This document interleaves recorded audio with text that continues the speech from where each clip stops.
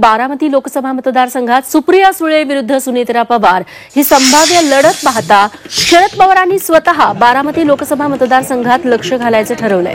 शरद पवारांनी पुण्यातल्या निसर्ग मंगल कार्यालयात बारामती लोकसभा मतदारसंघातील 6 विधानसभा मतदारसंघातील पदाधिकाऱ्यांची बैठक घेतली। अजित पवारांकडून राष्ट्रवादीच्या गाव पातळीवरील कार्यकर्त्यांना स्वतःकडे वळवून घेण्याचा प्रयत्न होत असल्यानं शरद पवारांना सुप्रिया सुळेंसाठी निवडणूक नवीन यंत्रणा उभी करावी लागणार आहे। त्यासाठीच दिवसभर शरद पवारांनी सलग 5.5 तास या मतदारसंघांचा आढावा घेतला।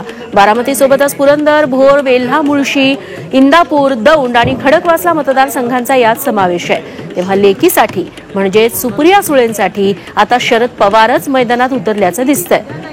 थोड्याच वेळात शरद पवार पत्रकार परिषदही घेणार आहेत।